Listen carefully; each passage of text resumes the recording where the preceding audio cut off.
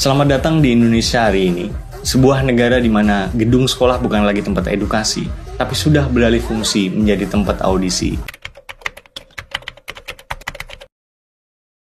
Menurut keyakinan saya. Tapi ini bukan semata asumsi yang membabi buta. Saya akan jelasin dari mana saya dapat keyakinan tersebut.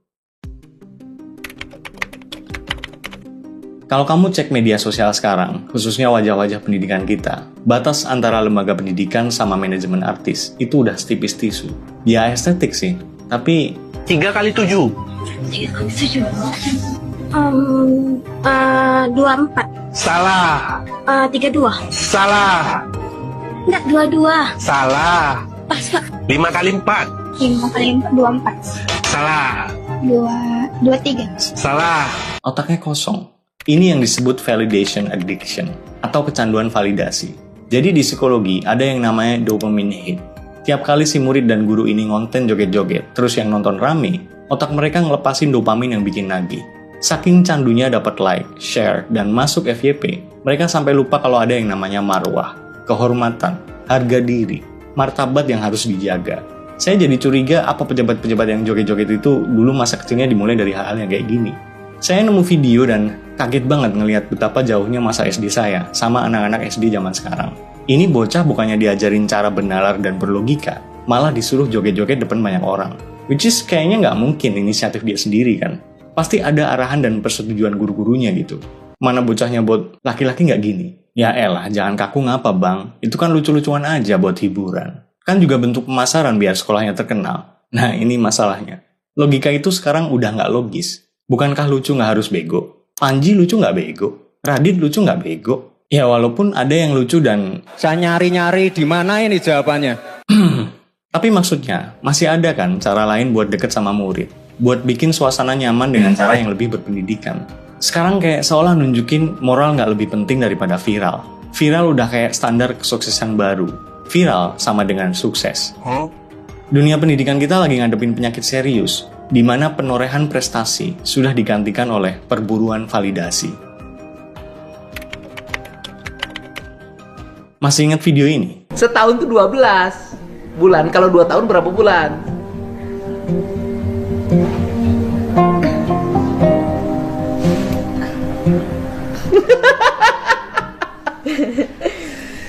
Setahun berapa bulan? 12. 2 tahun berapa bulan? Logikanya nggak jalan. Kita nggak lagi ngomongin siswa yang grogi depan kamera ya. Ini anak SMA yang harusnya bisa matematika di level yang lebih rumit. Pertanyaan kayak gini bisa dijawab anak SD tahun 80-90-an. Ini adalah bukti kalau kita ngalamin yang namanya degradasi kognitif. Kenapa ini bisa terjadi? Karena selama ini sekolah kita terjebak dalam ilusi kegiatan belajar mengajar. Guru seolah-olah udah melaksanakan kewajibannya untuk memberikan pemahaman tentang disiplin ilmu. Dan murid seolah-olah udah mendapatkan haknya untuk menerima cara memahami ilmu tersebut. Kalau emang ini bukan ilusi kayak yang saya bilang, terus mana buktinya? Kenapa yang ditampilkan adalah muka pendidikan yang kayak gini? Oknum-oknum guru yang ngajarin muridnya joget-joget, yang nunjuk murid melambai atau siswa yang model cakep doang buat dijadiin representasi sekolah. Apakah ini yang dalam pengertian mereka sebagai kegiatan belajar mengajar? Ataukah ini yang dalam pengertian Anda semua, orang tua yang nyekolahin anaknya, sebagai kegiatan belajar mengajar? Buat apa ngelakuin ini semua kalau nggak demi engagement? Apakah mereka nggak bisa memperkirakan dampak yang akan terjadi kalau perilaku kayak gini dipelihara? Pernah dengar positive reinforcement? Ketika hal-hal yang nggak berfaedah itu dikasih panggung dan pujian, otak siswi ini nangkepnya, oh, gue nggak perlu pintar matematika. Yang penting bisa joget, melambai-lambai, gue bakal dianggap asik, gue bakal dianggap hebat. Gini teman-teman. Ada perbedaan besar antara understanding atau paham dan memorizing atau menghafal. Sementara sistem pendidikan kita itu sekarang udah kayak pabrik mesin fotokopi. Guru ngasih materi, murid suruh ngafal, terus ujian. Habis itu, gone, hilang. Dan ini diulang-ulang terus. Murid cuma diajarin 5 tambah 5 sama dengan berapa. Bukan 10 sama dengan berapa ditambah berapa. Inilah yang melahirkan ribuan siswa yang punya ijazah, tapi nggak punya logika. Seenggak sukanya orang sama Bang Rocky, tapi buat saya omongan dia ada benernya. Ijazah hanya tanda Anda pernah sekolah, bukan berpikir. Relate banget kan? Apalagi kalau ngelihat para pengajar yang harusnya jadi garda terdepan pemberantas kedunguan, malah jadi sponsor atas kedunguan itu sendiri. Kalau kita pengen tahu kenapa wajah pendidikan kita bisa sehancur ini, kita harus lihat dari jantung pendidikannya dulu, which is guru. Guru-guru ini, oknum guru lebih tepatnya, mereka lebih bangga kalau video mereka tembus jutaan views. Kita ngelihat fenomena di mana guru dan murid sama-sama jadi pecandu konten. Guru yang harusnya jadi rem buat perilaku muridnya yang melenceng, malah ikutan joget demi ngejar FYP. Ini apa nggak bikin muridnya mikir, lah guru gue aja begitu, kenapa gue enggak? Akhirnya terjadilah apa yang disebut devaluasi marwah. Lembaga pendidikan yang harusnya jadi ruang intelektual, malah lebih mirip manajemen artis. Gurunya jadi talent scout yang milih-milih, mana nih murid yang punya tampang-tampang viral, mana yang nyolok buat ditaruh di depan. Sementara kemana murid yang benar-benar berprestasi secara akademik? Mereka tenggelam di pojokan karena dianggap nggak menjual buat konten sekolah. Guru-guru ini terjebak dalam istilah psikologinya the halo effect. Mereka ngerasa kalau mereka ngikut tren bareng muridnya, kontennya banyak yang suka, berarti mereka udah jadi guru asyik dan deket sama murid. Lalu karena ngerasa udah jadi guru yang asyik, mereka lupa kalau kedekatan emosional harus dibarengi dengan ilmu. Mereka ngerasa deket dengan murid adalah segalanya. Padahal tanpa edukasi dan wibawa, mereka sebenarnya sedang menurunkan derajat lembaga pendidikan menjadi sekedar tempat nongkrong yang dibayar negara. Pertanyaan saya, teman-teman sekalian, kalau murid-murid ini besok masuk ke dunia kerja yang pastinya lebih kejam daripada dunia pendidikan, mereka nggak bisa pakai akal, mereka nggak tahu etika dan moral, mereka taunya sukses sama dengan viral, dan viral sama dengan pakaian ketat plus joget-joget sensual. Kira-kira, profesi apa yang lapangan kerjanya akan sangat welcome dengan kriteria orang semacam ini?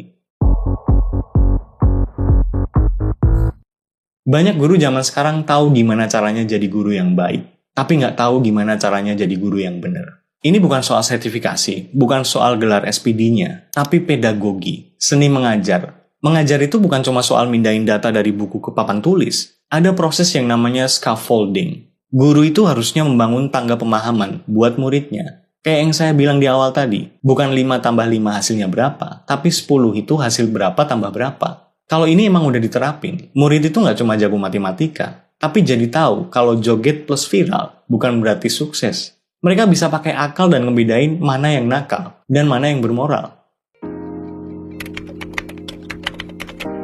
Saya ingat sama satu tokoh legendaris dunia pendidikan Indonesia, namanya Profesor Yohanes Surya. Dia bilang, di dunia ini tidak ada anak yang bodoh. Yang ada itu hanya anak yang tidak atau belum mendapat kesempatan belajar dari guru yang baik dan metode yang baik. Beliau membuktikan ini dengan pergi ke pelosok Papua dan mencari anak-anak yang dianggap paling nggak punya harapan. Yang 4 tahun nggak naik kelas, usia 12 tahun masih kelas 2 SD. Dalam waktu singkat, di tangan Prof. Yohanes, anak-anak yang tadinya dianggap nggak punya harapan ini berubah jadi juara Olimpiade Sains dan Robotik tingkat nasional. Mereka yang tadinya nggak bisa ngitung cepat, tiba-tiba bisa nyelesain soal akar kuadrat dan variabel kompleks cepat kilat. Soal pertama, X berapa? 6. Berapa? 6. 6. Kita lihat jawabannya. Iya. Beliau tahu kalau otak manusia itu plastis, bisa dibentuk, asalkan pengajarnya punya metode. Jadi kalau kamu ngelihat ada murid SMA yang nggak bisa matematika, atau nggak tahu 2 tahun itu berapa bulan, jangan cuma ketawain muridnya, tanyain gurunya, selama ini di kelas mereka ngapain aja? Apakah mereka beneran mentransfer ilmu? Atau sebenarnya lagi ngebuktiin tuduhan kalau sekolah itu scam? Mereka meluluskan anak-anak ini dengan ilmu akademis yang nol, cuma karena lebih sibuk ngurusin koreografi perpisahan daripada kurikulum pendidikan. Tapi disclaimer dulu ya, saya nggak punya niat buruk dan nggak bermaksud jahat ke siapapun. Ini murni keresahan pribadi sebagai orang tua, mantan siswa, warga negara yang masih waras dan ngerasa cemas dengan kualitas pendidikan bangsa ini. Guru yang saya maksud di video ini hanya oknum tertentu, bukan guru se-Indonesia, bukan guru secara general. Saya yakin masih banyak kok guru yang memang kompeten di luar sana. Sekali lagi, yang saya maksud adalah oknum guru. Jangan dipotong-potong nih. Kalau kebetulan kamu guru dan tersinggung sama konten ini, baguslah. Saya nggak akan minta maaf. Kamu yang harusnya minta maaf. Bukan ke saya, tapi ke mereka. Generasi-generasi penerus bangsa ini. Anak-anak kami, adik-adik kami, saudara-saudari kami. Kamu sebagai sosok yang seharusnya digugu dan ditiru, malah ngajarin dan nyontoin hal-hal yang memalukan buat wajah pendidikan. Bayangin betapa ngerinya masa depan bangsa kita kalau yang kayak gini ini dibudayakan. Kita akan melahirkan sebuah generasi yang mungkin pinter joget, jago ngedit, tapi tolol secara logika dan nol secara etika. Emang kamu mau jadi orang tua yang udah kerja keras banting tulang buat nyekolahin anak dengan harapan dia terdidik logika dan moralnya? Tahu-tahu anakmu muncul joget-joget jadi figuran di konten TikTok gurunya. Atau parahnya lagi karena terinspirasi gurunya, anakmu ngikut joget-joget, terus rame komentar yang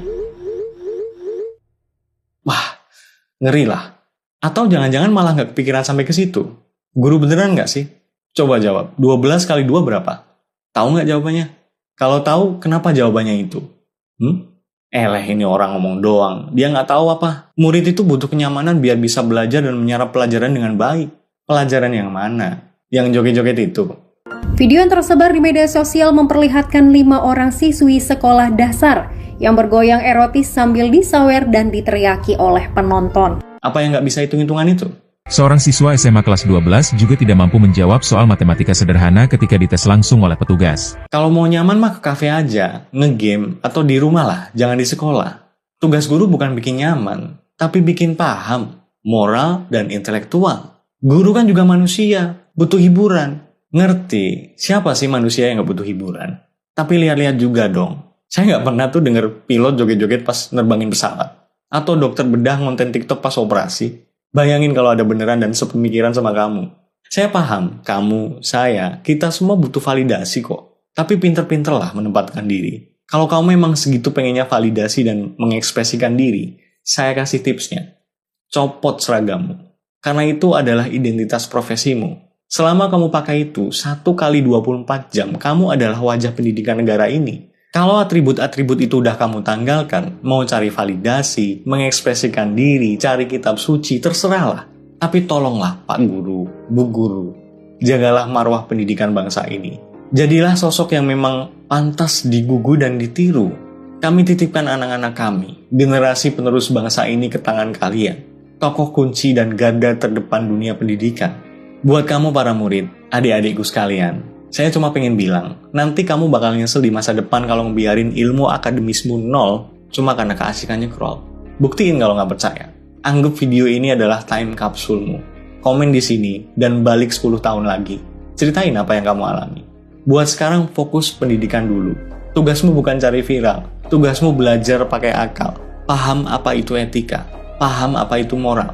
Kalau nggak paham, kejar gurunya. Tanya sampai paham. Paksa mereka buat menjalankan tugas dan kewajiban mereka yang sebenarnya. Jangan mau kalau cuma dijadiin bahan konten. Oke? Ingat, nggak semua yang viral itu bermoral, dan nggak semua yang tenar itu benar. Kalau video ini bikin kamu ngerasa nggak nyaman, baguslah. Itu tanda nalarmu masih jalan. Silakan setuju, silakan tidak. Tapi kalau kamu ngerasa ada yang salah dengan arah pendidikan kita, then stop pretending that everything is alright. Get your shit straight. Thank you udah dengerin keresahan saya. Semoga bermanfaat. See ya.